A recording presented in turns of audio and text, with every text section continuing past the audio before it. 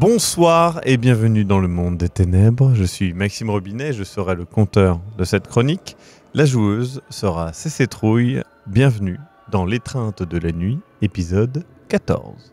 Au rêve, tu ouvres donc les yeux auprès de Rose, auprès d'Hospice, et les portes du camion se sont donc ouvertes sur un beau petit village français et une véritable carte postale.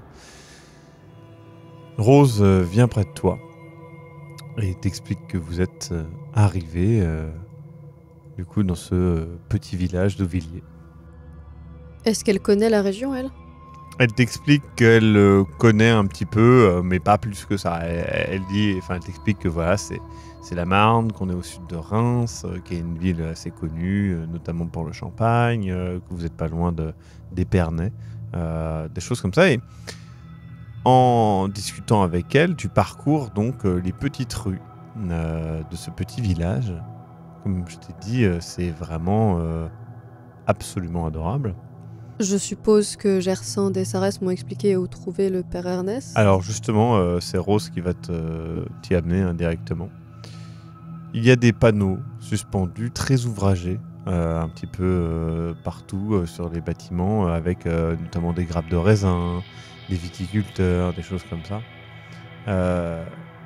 Et tu arrives sur une petite place pavée, avec une office du tourisme qui a un beau petit clocher avec des cloches visibles, un café avec, tu sais, des tables. Alors il fait nuit, évidemment, il n'y a personne aux tables, mais voilà, tu vois une boulangerie et tu vois même qu'il y a sur le bâtiment la date 1882 qui te fait prendre conscience que tu es dans un endroit assez vieux. Tout simplement, plus vieux certainement que tous les endroits que tu as parcourus aux États-Unis. Tu continues de parcourir ce petit village et tu t'approches de l'endroit où vit ton rendez-vous, Père Ernest, qui est donc l'abbaye Saint-Pierre d'Auvilliers. C'est vraiment un petit chemin qui monte comme ça vers le haut. Tu vois le clocher, tu vois tout ça au loin, c'est assez mignon. Et donc tu approches, vous êtes accueilli par tes moines et tu t'approches donc vraisemblablement de l'église ou tu sais pas trop comment ça fonctionne, l'église, l'abbaye, tu sais pas trop ce que c'est, et t'entends que quelqu'un est en train de jouer de l'orgue à l'intérieur. Je frappe. Tu vois que ça ne répond pas, mais que la porte s'entrouvre alors que tu frappes. Je rentre. Tu rentres à l'intérieur et tu vois un spectacle assez particulier. Le lieu est éclairé par des bougies. C'est vraiment assez beau. Il y a un homme avec une bure qui est en train de jouer sur l'orgue de manière un petit peu grandiloquente, tu sais, avec des grands mouvements de bras vers le haut. Face à un véritable théâtre, on peut le dire, vu qu'il y a plein de chaises remplies de rats qui semblent regarder ce spectacle de ce père Ernest. Et il y a aussi quelques cadavres poussiéreux, véritablement des squelettes avec quelques morceaux de chair à peine dessus. Et il fait la note finale qui remplit toute la pièce d'une note très grave et composée de multiples notes. Et là, d'un coup, tous les rats semblent cuiner. Et les cadavres s'animent et tapent des mains, ce qui brise un petit peu leurs os, crée de la poussière de chair. Et tu vois ce spectacle un petit peu morbide et étonnant. Et tu vois donc, tu penses en tout cas, le père Ernest se lever et saluer son audience comme s'il portait une queue de pie. J'applaudis. Très bien. Et il descend, donc encore une fois il porte une bure, il affiche une tonsure, un visage assez pâle, assez osseux, un peu sec, des grands yeux clairs. Et il te regarde et du coup il fait « Ah, vous devez être mon rendez-vous américain. Alors, encore une fois, il parle en français et Rose traduit. Je l'interpréterai lui et pas Rose qui traduit. Père Ernest, je suppose? Tout à fait, oui, tout à fait. Ça me fait vraiment plaisir. Tu sais, il se retourne, il fait mon spectacle a eu un très bon retour. Ça me fait toujours plaisir. Et tu sais, il fait un petit comme ça, et tu vois tous les rats se partir, et tu vois les cadavres rejoindre une crypte. Je regarde vers où ils vont, du coup. Je dis une salle comble de plus. Et je regarde les rats qui se dispersent. Oui, tout à fait. Je n'ai pu assister qu'à la fin, mais c'était formidable, le peu que j'en ai vu. Merci beaucoup. On s'occupe comme on peut. Hmm. Il s'assoit, c'est un peu d'un coup. Et encore une fois, il y a un peu de poussière sur sa bure. Tu vois que sa bure est vieille, rapiécée. Il tapote le banc pour que tu t'assoies à côté de lui. Je prends place. Je suppose que Rose s'assied aussi. Elle reste debout à côté et il fait comme si elle n'était pas là. Hein. Très clairement, il a compris son rôle. Moi, je lui souris en remerciement quand même. Mhm. Mais... Vous ne savez sans doute pas pourquoi vous êtes là. Hein. On ne m'a pas dit grand-chose, en effet, à part que certaines violences se sont produites. Écoutez, la Camarilla veut installer un centre d'animation touristique, créant ainsi une zone de forte activité du bétail, et puis de l'argent tout simplement, mais comme vous l'avez dit, le lieu est victime de nombreux actes de violence qui semblent faits, en tout cas qui semblent vraisemblablement être effectués par des loups. Des gibiers avec des traces de morsures lupines, des traces de pattes trouvées, puis plus récemment la disparition d'un jeune garçon. Oui. Alors, nous sommes au courant, bien sûr, qu'il y avait une forte concentration de lupins dans le coin, et c'est notamment pourquoi je suis là. Je suis un...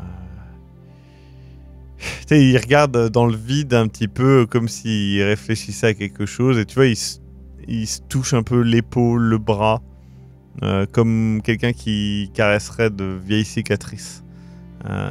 Évidemment, aucune ne serait visible à l'heure actuelle, vu que votre corps est rétabli. J'ai, par le passé, appris beaucoup de choses des lupins, affrontés de même quelques-uns d'entre eux. Et j'ai donc passé les derniers mois à enquêter pour savoir qui pourrait être derrière tout ça. Et c'est un petit groupe, une association, les Amis de la Nature. Je pense que c'est une couverture, tout simplement, pour être honnête, au vu de leur activité.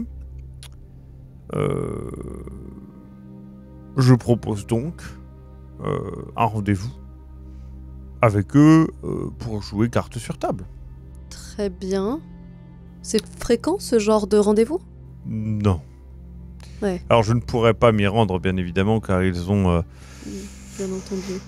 une capacité, dirons-nous, olfactive assez développée, presque capable de sentir certaines choses qu'on ne pourrait pas percevoir, comme l'âge du sang, par exemple.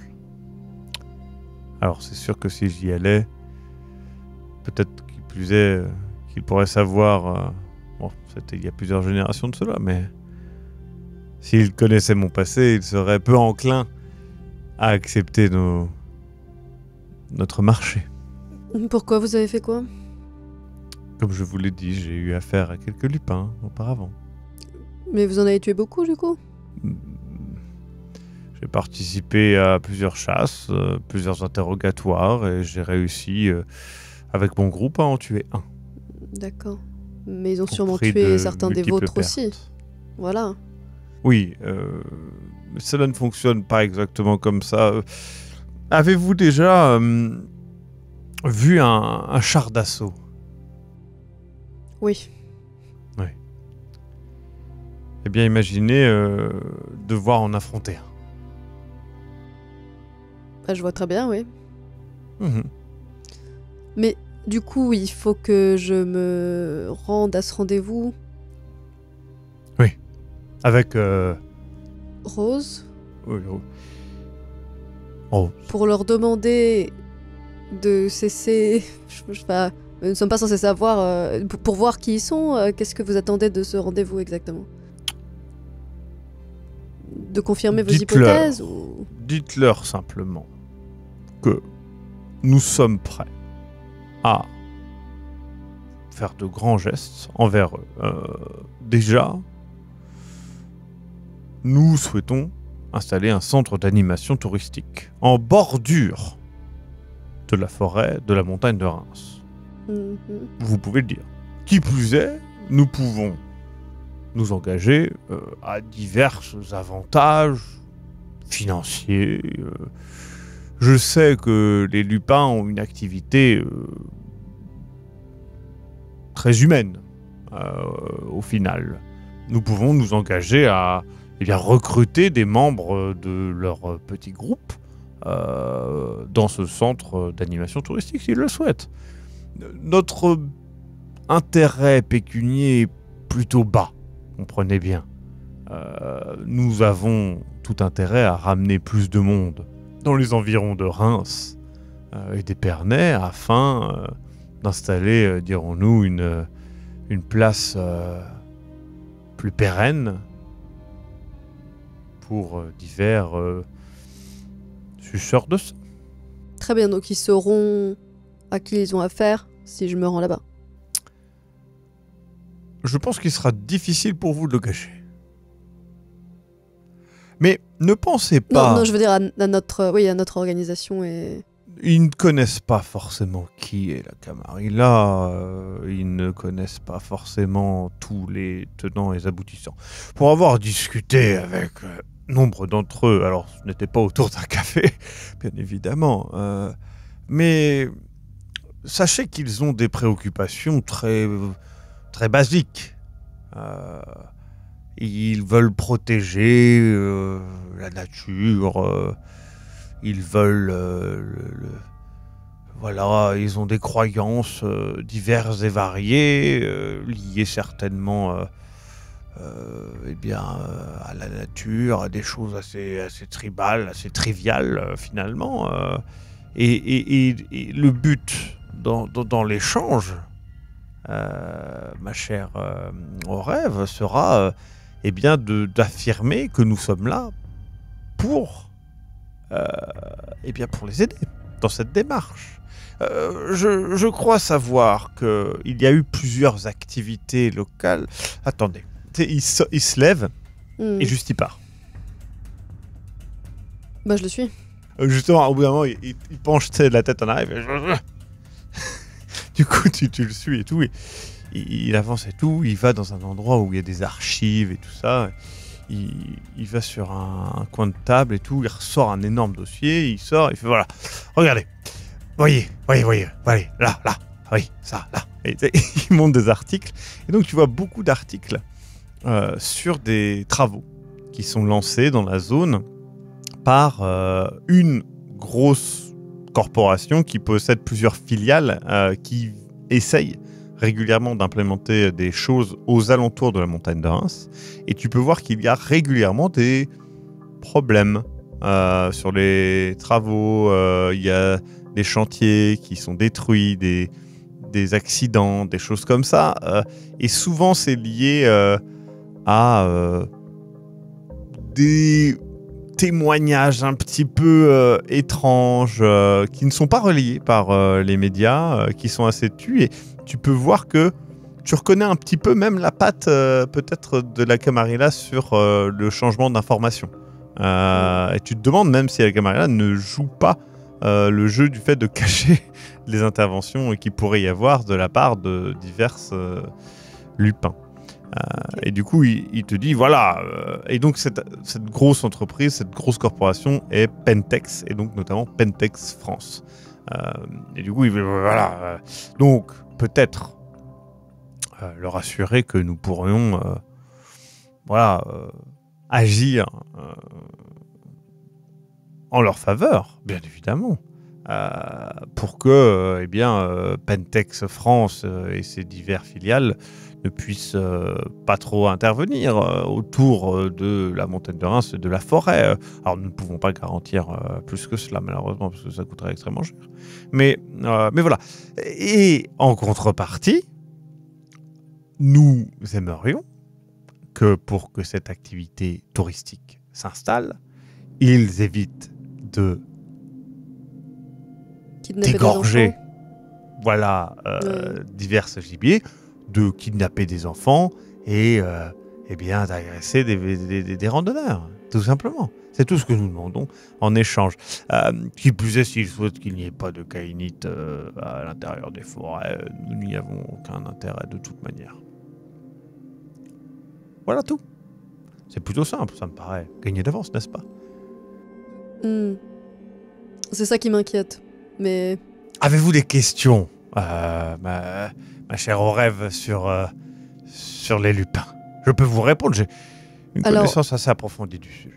Sur les lupins, oui, mais d'abord, parce que c'est une question que, à leur place, je poserais, comment comptez-vous empêcher Pentex d'être dans ce coin? On a les appuis politiques nécessaires, Il n'y a pas de personnes installées à Reims et ses environs qui ne soient pas à la merci et au service de Sarès et Gersande. Tout simplement. Très bien.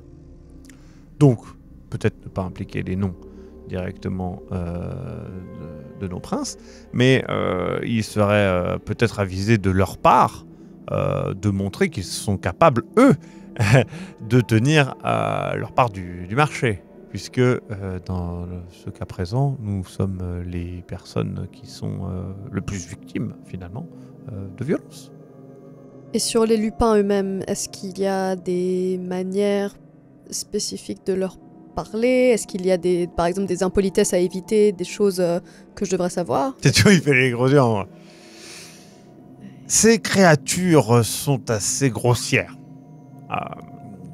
Avez-vous déjà essayé de... Il te regarde de haut en bas et fait...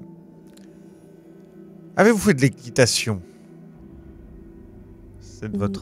C'est rare à votre époque. Hein. C'est de plus en plus rare. Oui. Lorsqu'on fait de l'équitation, il y a des chevaux difficiles. Eh bien, ce sont des chevaux très difficiles. Je compte pas leur grimper dessus, donc finalement. Oh. Et pourtant, vous pourriez. Mais la problématique avec ces créatures lupines, c'est qu'ils sont animés d'une sorte de colère intrinsèque. Ils s'emportent rapidement, ils ont très peu de patience. Vous le verrez. Et je parle dans un cadre normal. Hein. C'est sûr qu'avec un tisonnier enfoncé dans une partie peu avenante, ils sont encore moins aptes à retenir leur rage. Ça peut se comprendre. Tu vois qu'il était un peu perdu dans ça. Moi-même, je pense que si on m'enfonce un tisonnier dans une partie peu avenante, je serais relativement ennuyé, voyez-vous. Oui, je comprends. Mais ils ont une sorte d'obsession pour la nature qui leur vient de je ne sais où. Ils ont... Si jamais vous veniez à déclencher cette rage, je ne sais pas si courir servirait à grand-chose. Vous ne me semblez pas... tu sais, il te regarde de haut en bas, il fait... Vous ne me semblez pas apte à pouvoir gérer dans ce cas-là. Que ce soit la confrontation ou la fuite, vous seriez ma pauvre... Alors, c'est vrai que mon truc en général, c'est plutôt d'éviter à la fois la confrontation et la C'est fuite. ce qu'on m'a dit. C'est pour ça que tout de Donc, suite, je me suis finalement- dit qu'il y avait peut-être une possibilité. Si vous êtes capable de bien gérer. Et de toute façon, ça sera... je vais être franc avec vous, ça sera un test très rapide. Donc, au bout d'un moment, si ça ne marche pas, écoutez, ça sera l'affaire de quelques minutes au plus. Bah, une mort sans souffrance, que peut-on souhaiter d'autre ou rapide en tout cas. Rapide, sans souffrance, je Yes. ne m'y aventurerai pas. Mon autre question, c'est... Oui, allez-y. donc, ce allez-y, sont eux n'hésitez pas. qui tuent du gibier ou ont égorgé Non, kidnappé un petit garçon. Ah bah, je ne sais pas ce qu'ils ont fait de ce Mais pauvre jeune homme, ma foi. Est-ce que c'est parce qu'ils se nourrissent de ces gibiers? Est-ce qu'on sait pour quelles raisons ils pourraient faire ça? Je Peut-être ne que- je ne suis pas personnellement capable de vous dire ce qui se passe dans leur tête. Je pense qu'effectivement, peut-être, voilà, le lien à la nature, ils gambadent, et puis, Parce que vous si savez, c'est pour retour effrayer à- les humains oui, et c'est empêcher peut-être pour les effrayer. humains de D'aller venir dans la le faire forêt, ici, peut-être. C'est possible, c'est possible. C'est pour ça il va falloir bien faire comprendre que le lieu touristique est en bordure de forêt. et axé sur le patrimoine. Je dis ça en regardant l'église dans Oui, laquelle si vous on est. voulez, oui. Il y a beaucoup de tourisme qui viennent ici, dans notre beau petit village. Et le champagne, je suppose. Le champagne, mais oui. Voilà, très bien. Ben, Vous avez vu la statue de Dom Pérignon? Non, ben j'irai voir. Attendez, je sais plus si elle est. À moins qu'elle ne soit plus là. Allez. Les choses passent vite. Vous avez remarqué, vous êtes jeune encore, non? Oui. J'ai remarqué quand même un changement. Vous verrez, vous verrez. Et c'est ça qui est très intéressant, c'est que lorsqu'on fréquente les vivants, ils ont cette capacité à ne pas percevoir le temps, presque. Ils ne se Ils rendent sont pas eux-mêmes compte que... relativement éphémères. Donc, C'est cela, et même quand ils sont morts, ils ont cette capacité à penser que cela va durer quand même. C'est assez intéressant. Et là, tu sais pas trop ce qu'il parle. Après, tu repenses au cadavre Mais que tu as d'ailleurs, vu. Tu sais. je peux lui poser des questions là-dessus ou je Ah, sens bah, qu'il a l'air plutôt Il a l'air sympathique, plutôt on est ouvert. d'accord.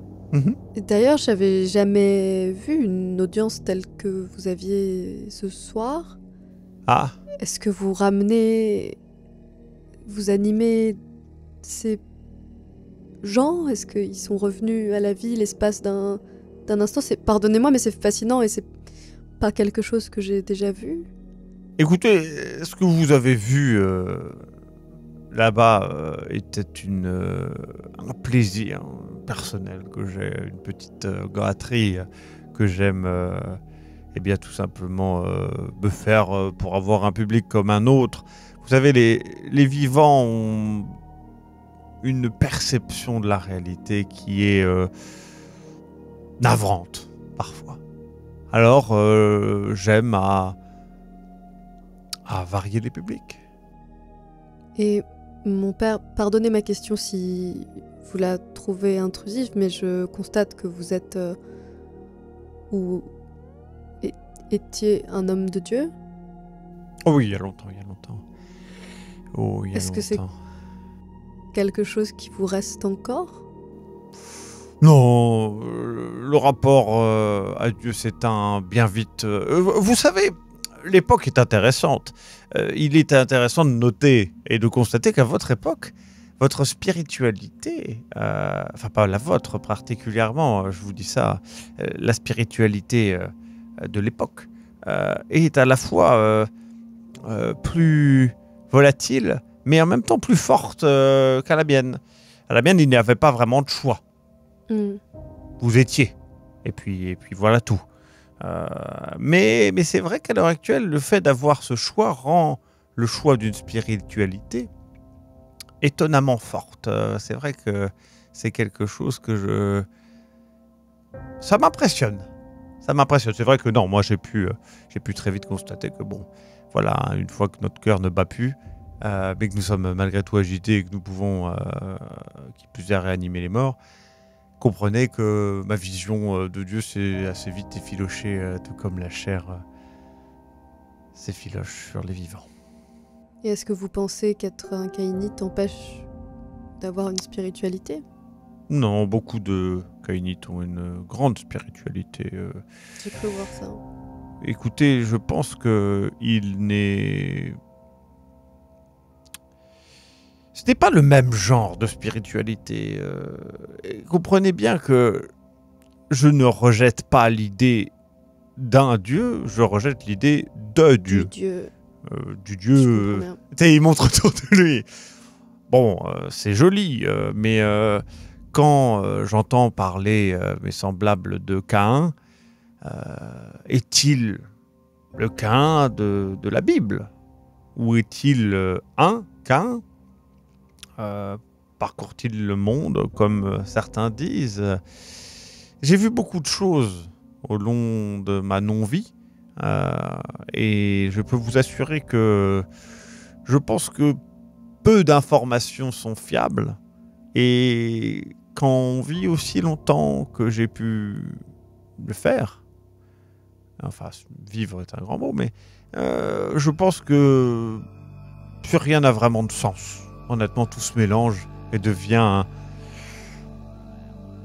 un globi-boulga d'incompréhension. C'est pour ça qu'il faut se raccrocher aux choses qu'on aime. Comme je vous le disais, La musique. ma musique et puis le public. Le public, oui. Et donc vous ne croyez pas aux légendes qui sont répandues parmi les Kainites, la Golconde, ce genre de choses? Je n'ai pas volonté d'échapper à cette malédiction. Je pense que l'embrasser a plus de sens. Mais vous pensez vraiment que c'est une malédiction alors? Tu vois, il remarque et il fait... oui, je pense que oui. Voyez-vous? Étonnamment, je pense que oui. Je pense que c'est une malédiction. Ça correspond. Mais est-ce que pour autant c'est une mauvaise chose? Je pense que chacun est apte de le décider. C'est sûr que c'est plus facile pour certains que pour d'autres. Je ne me vois pas être frappé tel les Nosferatu d'un visage terrifiant ou d'autres comme les toréadors qui se perdent dans le moindre portrait qu'ils voient ou de gouttes d'eau qui se rencontrent sur une pomme. Non, c'est sûr que bon... Non, chacun a sa malédiction, chacun voit, il dit à son heure, tout simplement. Bah écoutez, Père Ernest, merci de votre indulgence avec mes questions. Je pense que c'est l'habitude et c'est l'habit que vous portez et qui m'a mené à vous poser ces questions. J'espère que ça vous a pas dérangé. Pas de soucis, je vous absous de vos péchés. Il fait un signe de croix. Et puis alors vous imaginez... étonnamment, ça n'a jamais été trop mon truc, la religion de mon vivant. C'est trop tard maintenant, je pense. En tout cas, sachez que vous êtes bien accompagné. Je ne parle pas de... il dit directement ça à Rose. Je ne parle pas de celle-là. Je parle bien sûr de Kumeza. Sachez que vous avez tapé dans l'œil, si j'ose dire, de la bonne personne. Et je pense que vous avez, si vous réussissez cette mission, mais de ce que j'ai entendu, ça semble être le cas, vous avez un avenir intéressant. Je lui souris et je lui dis écoutez, j'espère que vous avez raison et j'espère qu'on se reverra. Et si c'est pas le cas, j'espère que je vous laisserai un souvenir pas trop désagréable. Et je prends congé. Tu vas donc prendre congé et tu passes, tu t'installes tout simplement dans un endroit qui t'est dédié pour passer ta première journée, te reposer et te préparer pour le lendemain et ce rendez-vous qui a été fixé donc avec eh bien les amis de la nature, comme ils s'appellent. Je suis avec Rose toujours, du coup. Oui, tu es toujours avec Rose, oui. Je peux lui parler. Enfin, Oui, est-ce que bah, quand je lui parle, elle est elle te répond. aimable et tout, ça, y a pas de. Oui. Ok. Bah, du coup, j'essaie quand même de créer un certain rapport parce que je suis reconnaissante qu'elle soit avec moi et qu'elle traduise, même si elle a pas le choix. Et je lui dis aussi que si il s'avère que demain ça tourne mal pour moi et qu'elle a l'occasion de s'enfuir, il faut qu'elle le fasse. Je n'y moquerai pas. Ouais, voilà. Je ne sais pas trop ce qu'ils entendent par Lupin et je ne veux pas trop le savoir. Je pense que c'est sage. Très bien. Tu te reposes donc et de toute façon, on te fournit de quoi, ne serait-ce qu'avec la goule, hein, mais Ouais. de toute façon, on te fournit de quoi te nourrir. Et donc, ton rendez-vous approche. Vous allez dans une salle des fêtes locale. Vraiment, c'est vraiment un endroit un peu nul, honnêtement. Surtout vu le village, tu t'attendais, tu sais, à un endroit un petit peu...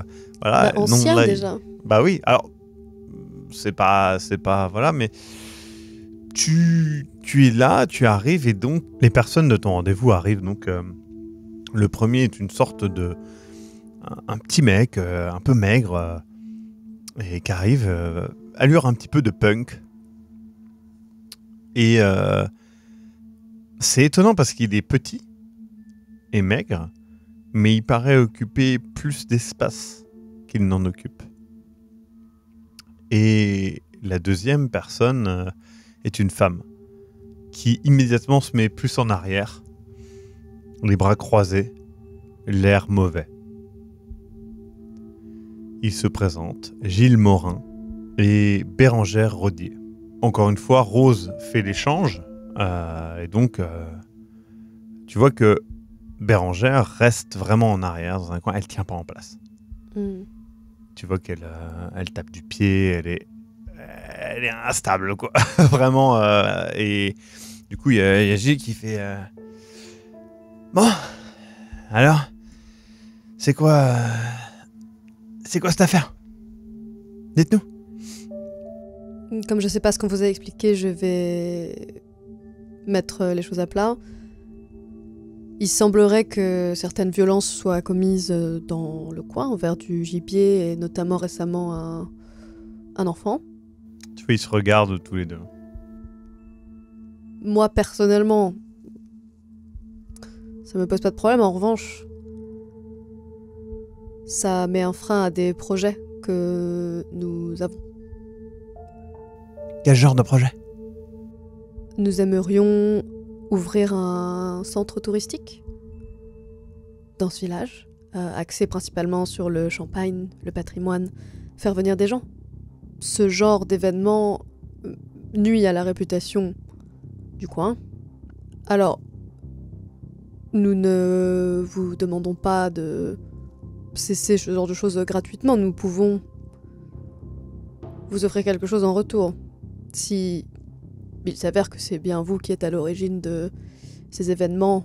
Tu vois que la meuf, elle est vraiment sur le point de craquer, quoi, là. Je vais faire un jet. Hein. Bon, c'est ta spécialité, clairement. Famous last words, là. Non, tout va bien. Elle arrive sur la table et elle tape du poing sur cette table. Tu sais, c'est des tables un peu en métal, plastique blanc. Elle se plie. Elle fait: vous vous foutez de ma gueule? Vous croyez quoi? On sait que c'est vous. Que vous pensez que nous... Quoi? Mais dans la forêt. Mais quoi dans la forêt? Pourquoi on irait buter du gibier?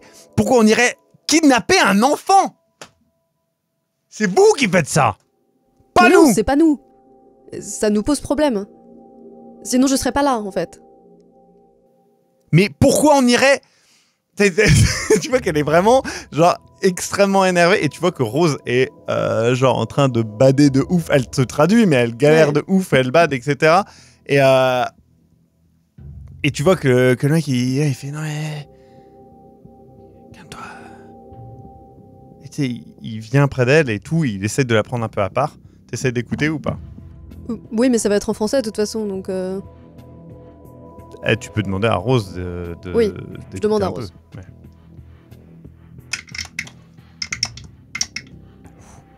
Ok. Tu vois que ils se parlent ensemble et t'entends, t'entends par le biais de Rose et voilà, hein, qu'en gros il lui dit, déjà il l'appelle pas Bérangère, il l'appelle Brise-Rock et il lui dit qu'en gros il faut qu'elle se calme et que peut-être vraiment il y a quelque chose d'autre et peut-être que c'est leur occasion de gagner quelque chose là-dedans et que tu as l'air plutôt honnête et ok, etc. Elle lui répond que c'est juste parce qu'il pense avec sa queue, machin. Tu vois, il commence à s'engueuler, etc. Machin, et du coup, au bout d'un moment, elle revient. Elle fait donc ça n'est pas vous. Ah non, c'est pas nous. Et je voulais pas vous offenser en sous-entendant que c'était vous. Honnêtement, je voyais pas bien pourquoi, mais je me disais que vous aviez peut-être des raisons. Mais c'est pas nous. On les a c'est vus. pas nous, on essaie de... Vous avez vu On qui? les a vus, on a essayé de les attraper. Mais ils sont trop agiles, ils sont trop rapides. Même pour nous. Là, je fais clairement une tête surprise, parce que ça me prend au dépourvu. Vous avez vu... Ils sont trop petits pour qu'on les attrape. Je sais pas, c'est des... On a vu, ils prennent... je sais pas comment vous faites. Si vous vous transformez en chauve-souris ou en loup. Mais on les a vus. Et je peux vous dire dans quel coin ils sont, mais... Qu'on soit clair, ça n'est pas nous. Et on ne veut pas de ça chez nous. Alors votre histoire de centre à la con pour les touristes, si vous voulez. Mais tant qu'il y a ça dans notre forêt, c'est mort. Ah bah non, on veut pas de ça dans la forêt non plus. Du coup, vous dites que vous les avez vus où? Et vous avez vu quoi exactement? Des loups. Ça ressemblait à des loups. D'accord. Je pense à... Alstrom, elle se transformait en loup, non? Ouais. Du coup, je pense... en gros loup pour toi. Ouais, du coup, je pense à Alstrom et je pense que peut-être des gangrels, je sais pas. Donc, je suis d'accord. Bah, je vais essayer d'aller voir ce qui se passe. Vous voulez que je vous tienne au courant? Vous voulez... Tu vois, ils se regardent l'un l'autre. Vous voulez venir? Et justement, tu vois qu'ils se jaugent là-dessus et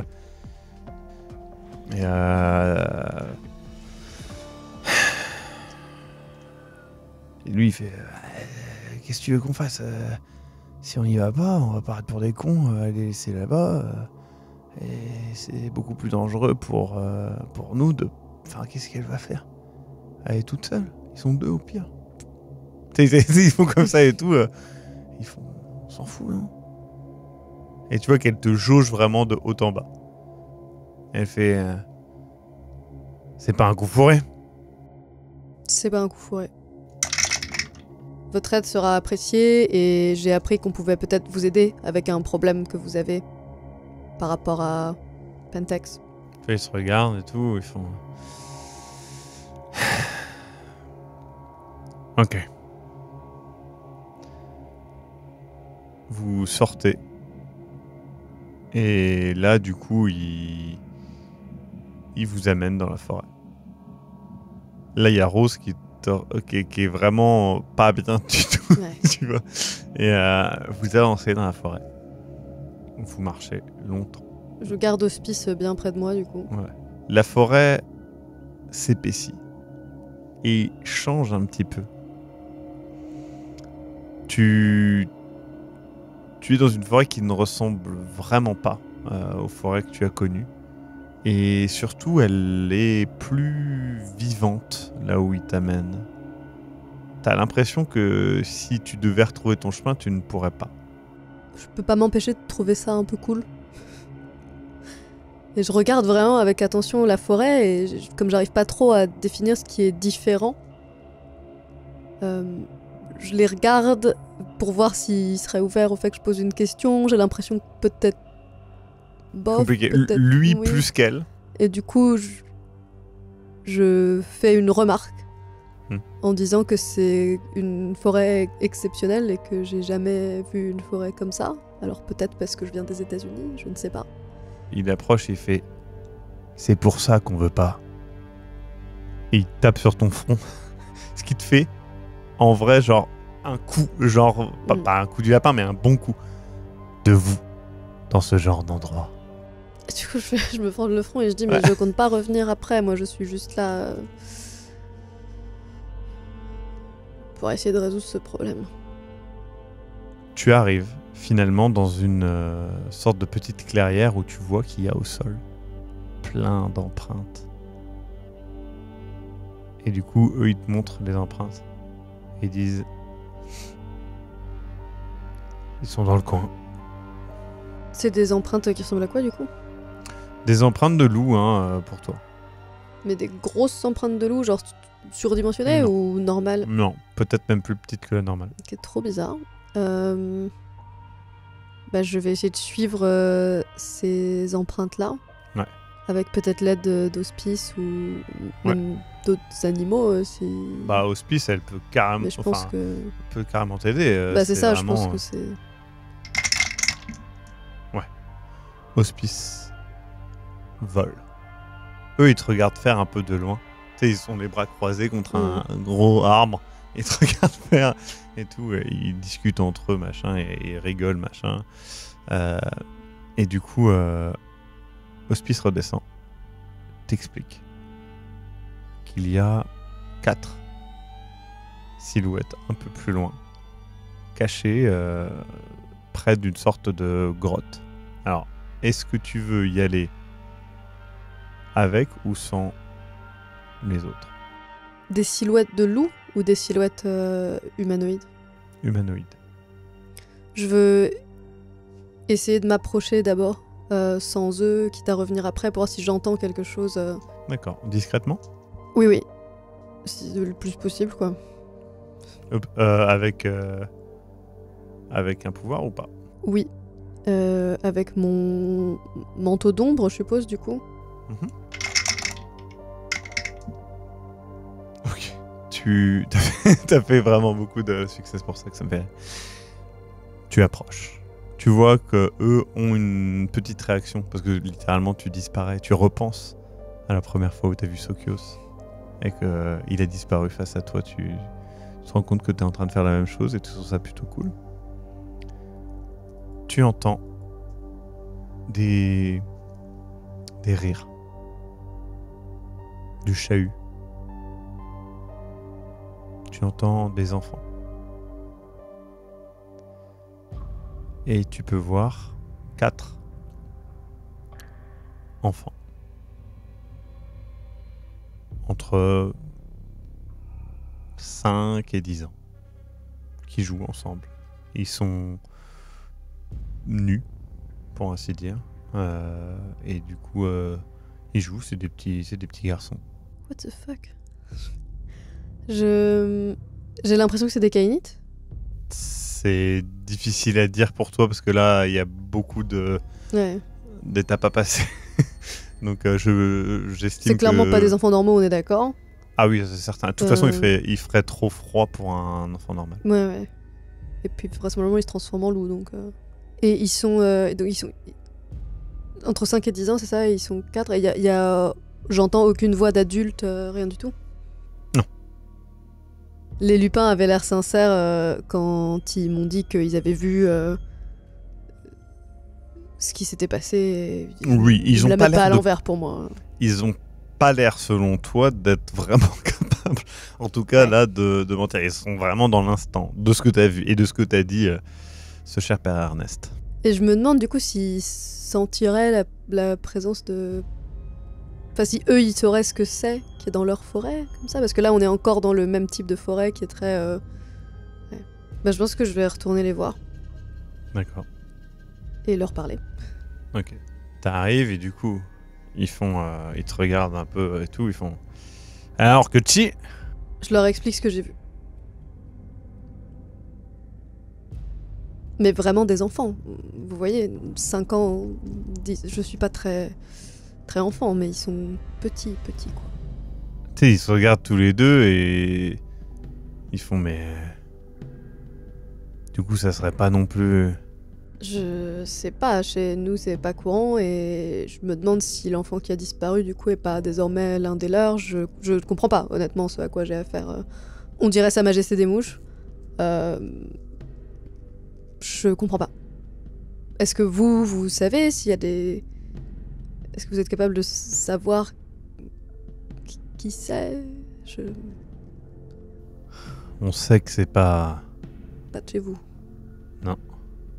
Et Pas de chez nous non plus. on peut se rapprocher et je peux vous dire. Ok. Immédiatement, elle s'abaisse et tu vois qu'elle se transforme en un loup. Littéralement, juste un loup.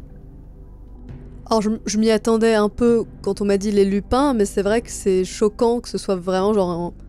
Par contre, honnêtement, elle est moins impressionnante que l'était Alstrom, qui était vraiment un gros loup. Là, c'est un loup. Hein. Du coup, elle avance et nous allons faire son jet de rage.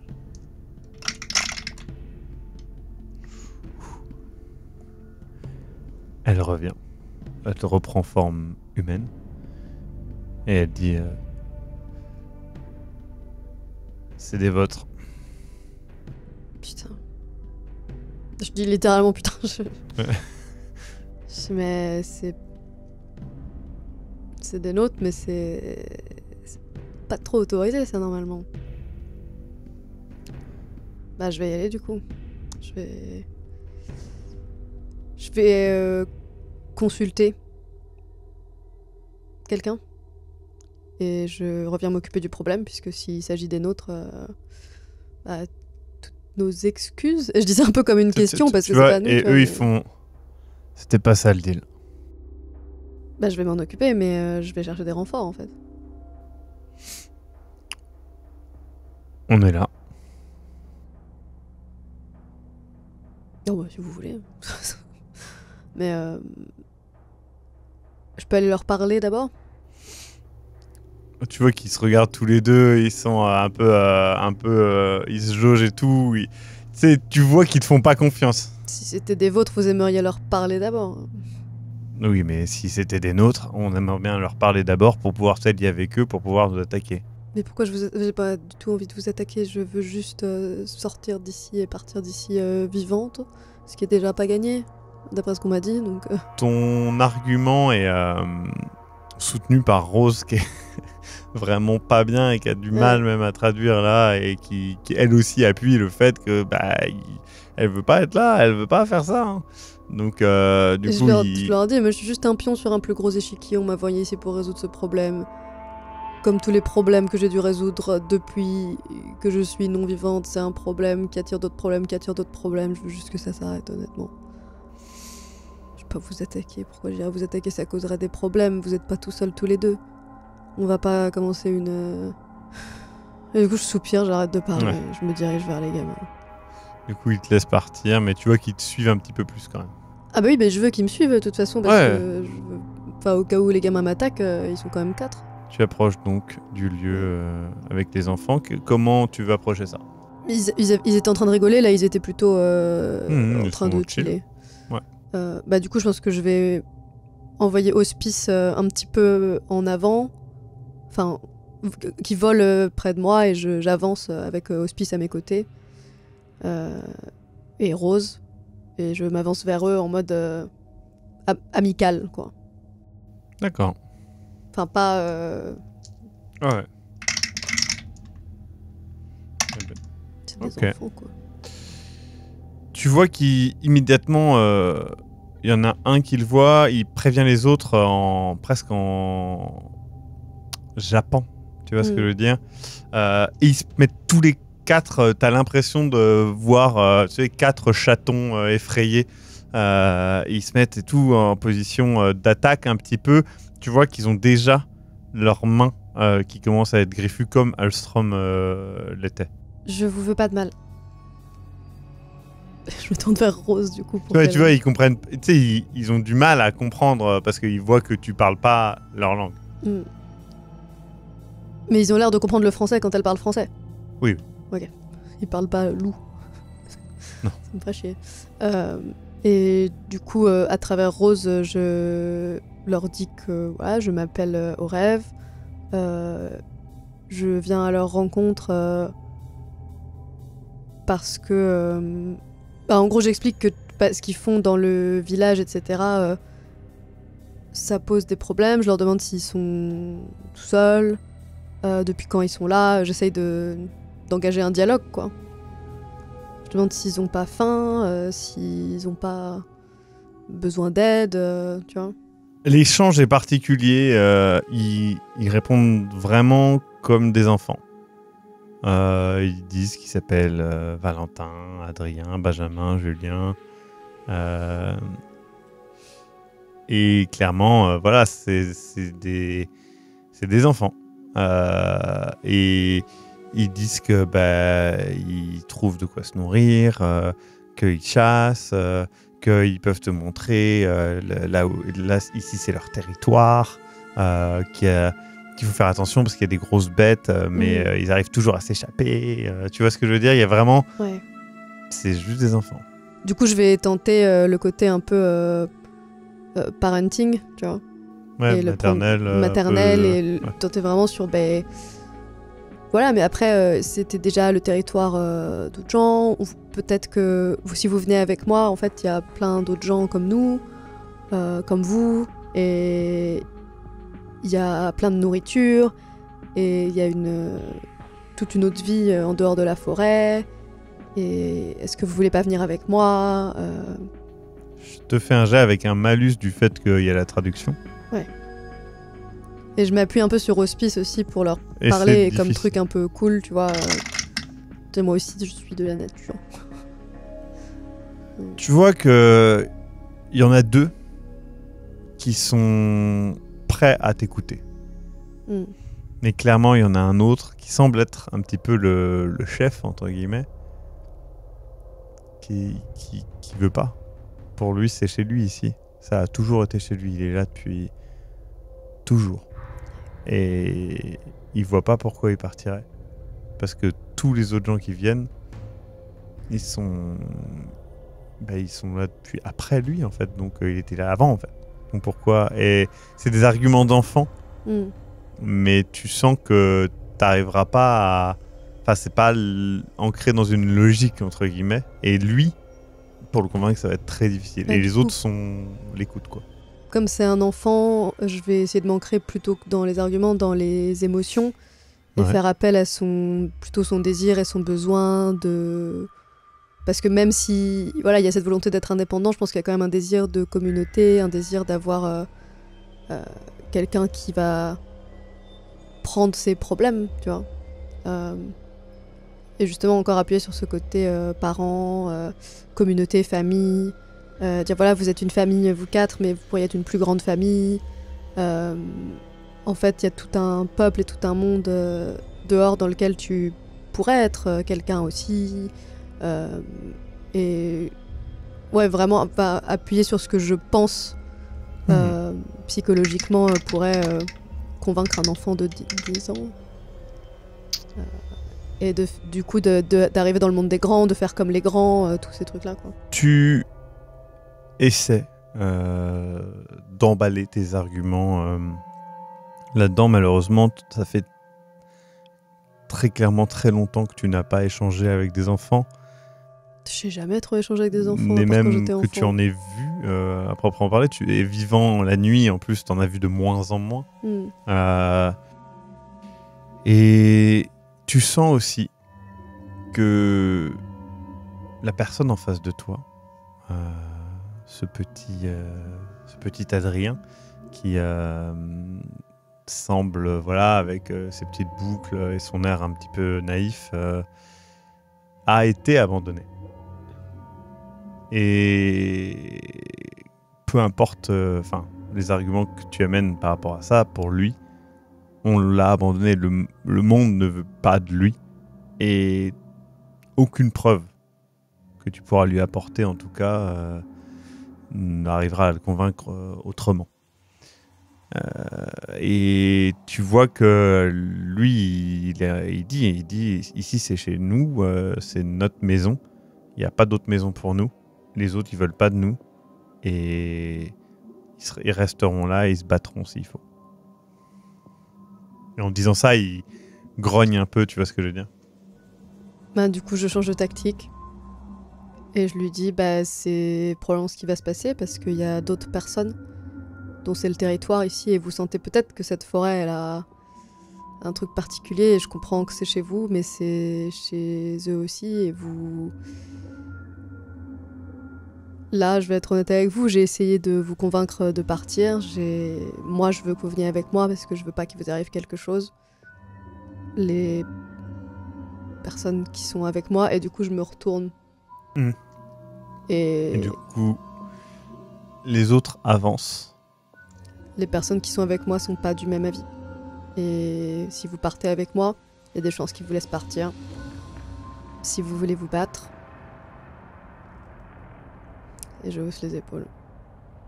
Immédiatement, il se passe beaucoup de choses en très peu de temps que tu vois. La première chose que tu vois, c'est que Adrien, Benjamin, Valentin et Julien commencent à changer de forme. Mais à peine tu vois ces transformations que tu as déjà vues auprès d'Alstrom, tu entends comme un déchirement sur ta gauche. Et tu vois la lumière de la lune être couverte par une forme massive de près de 3 mètres de haut. Instinctivement, tu regardes et ce que tu vois te rappelle la phrase de Père Ernest. Un char d'assaut organique. Des dents grandes comme tes mains. Des yeux fous de rage, une musculature improbable, des griffes longues comme des couteaux qui te rappellent celles de Mademoiselle. Et immédiatement, ils se bondissent les uns sur les autres. L'un des enfants te prend pour cible. Que fais-tu? J'utilise c'est contrainte, c'est ça? Oui, je crois. Qui est un mot, ouais, parce que masque mental, c'est pas ça. Ok, 6 dés pour toi. 1, 2, 3, 4, 5, 6. C'est réussite. Joli. Et en face, intelligence plus résolve. Je pense pas que ça fasse quoi. Ils sont pas... C'est pas leur truc, quoi. J'ai essayé de les sauver. Putain, il se bat bien. 4, mais c'est pas 6. Que lui dis-tu? C'est un seul ordre. Dors.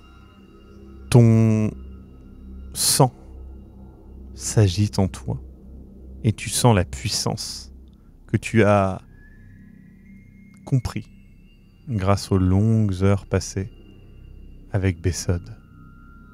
Tu lances l'ordre. Malheureusement, comme tu le découvres à l'instant même, cet ordre doit être dit alors que tu vois les yeux de la personne. Ça, Bessod te l'avait bien dit. Mais elle ne t'avait pas dit qu'il fallait parler le même langage et être parfaitement compris. Le petit loup qui te fait face ne comprend pas ce que tu lui dis. Il est... tu vois un petit peu perturbé, ce qui fait qu'il s'arrête dans son élan. Rose, elle, agit. Elle en profite. Elle a pété un arbre sur le côté. Je rappelle que c'est une goule, elle a donc une force supérieure. Elle a pété un arbre et elle vient et elle va pour le planter dans le torse du loup. Le jeune loup voit la chose, essaye de se jeter sur le côté, elle le plaque et vraiment elle y va, elle le fait en biais, tu vois ce que je veux dire, elle essaye même pas de le faire devant, etc. Elle le fait en biais, de toute façon une cage de thoracique de loup, voilà. Immédiatement, tu vois la mâchoire se rigidifier et il est bloqué comme ça. Okay. Elle vient de te sauver la mise. Toi, tu es un peu perturbé encore de tout ça. Tu ne comprends pas vraiment pourquoi ça n'a pas marché. Tu te doutes. Pendant ce temps-là, à ta gauche, une véritable furie se passe. La créature gigantesque, les deux créatures gigantesques, réduisent en charpie les enfants. Les enfants arrivent à saisir de temps en temps la fourrure de ces gigantesques créatures, mais il y a peu de conséquences. Maintenant, ce que tu vois, c'est que quand ils en ont tué un, ils ne s'arrêtent pas. Ils continuent de lacérer, de mordre. Et là, tout de suite, en toi, naît une peur. C'est que tu ne sais pas s'ils sont capables de s'arrêter à moi. Ouais. S'arrêter. Bah, je pense que je vais me cacher jusqu'à ce qu'ils aient fini avec... Que fais-tu pour Rose ? Même partir. Bah, Rose, elle vient avec moi. Ouais, mais si tu veux te cacher... Parce que tu peux te cacher avec tes dons, mais... Après, ils ont de l'odorat, je le rappelle. Mais après, on peut s'éloigner... Tu veux partir ? Bah, je pense qu'on essaye de partir... Ok. Pour qu'au moins on soit un peu loin et qu'ils reprennent peut-être leur calme quand ils ont fini, quoi. Je vais pas leur parler, mais là... Tu t'éloignes. Vous courez. Si au début, vous hésitez un petit peu sur quel chemin prendre, au bout d'un moment, vous comprenez qu'il n'y a qu'un seul bon chemin, loin d'eux. Tu entends les bruits de crocs, de mâchoires, les bruits de griffes, les bruits de déchiquetement. Tu penses t'être éloigné de peut-être au moins 1 ou 2 kilomètres lorsque tu vois l'orée de la forêt. Et alors que tu y arrives justement Bérengère et Gilles. Bérengère et Gilles, pas leur forme... Non, Bérengère et Gilles, qui sont là, un peu épuisés, l'air un peu hagards, qui sont à peine habillés de ce que tu vois, et du coup qui te regardent et qui font... Et ça vous fait rien ? Bah si. Vraisemblablement, le problème ici est réglé. Reste à prouver que vous puissiez faire quoi que ce soit par rapport à Pentex. Et nous verrons à ce que il n'y ait pas d'autres problèmes dans la forêt. Mais aucun de votre espèce ne peut entrer dans cette forêt. J'ai une question quand même. Si oui. Cet enfant était vraiment là depuis longtemps, comment ça se fait que vous l'ayez jamais croisé ? La forêt est grande et certaines choses savent très bien se cacher. Nous ne connaissons pas tous les détails de toute notre forêt. En vrai, c'est une nouvelle information pour moi. Parce que là, vu ce qui s'était passé, j'avais l'impression qu'ils savaient... Et qu'on soit bien d'accord, pendant longtemps, on a cru que c'était simplement un d'entre vous c'était qui... Oui, mais... certains d'entre nous. Qui passait et qui... Pas des enfants sauvages. Je savais même pas que vous pouviez avoir des... Bref. Tu vois, ils savent pas trop où ils veulent en venir. Est-ce que c'est vous Je fais le même genre de tête qu'eux, je pense que je sais pas trop non plus et... Je dis j'aurais aimé qu'il y ait une autre solution. Je pense qu'il y avait peut-être une autre solution, mais je sais pas ce que je fais non plus, honnêtement. On verra pour régler tout ça plus tard. Et tu sais, il regarde vers le ciel en disant je suppose que vous devez rentrer avant. Ouais. Du coup, ils te disent même pas au revoir et ils re-rentrent dans la forêt, comme ils en sont sortis.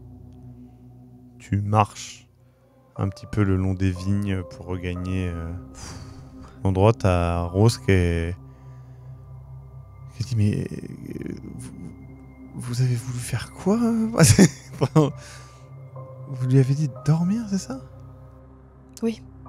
Mais je pense qu'il faut qu'ils comprennent...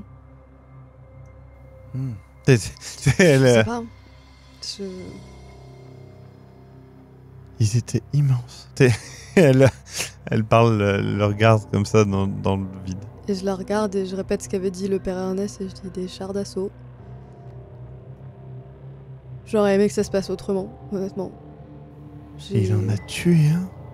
Après, toute entité a ses faiblesses.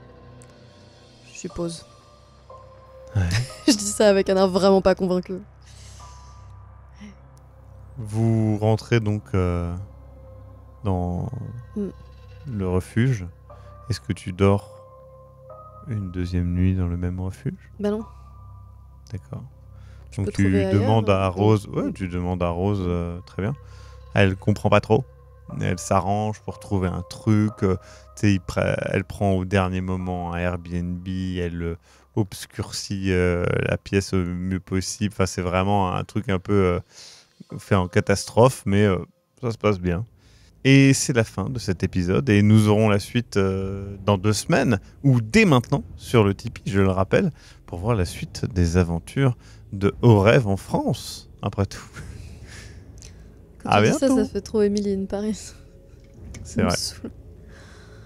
Retrouvez tous les épisodes de L'étreinte de la nuit disponibles sur YouTube et sur toutes les plateformes de podcast en audio sur vampirv5.fr.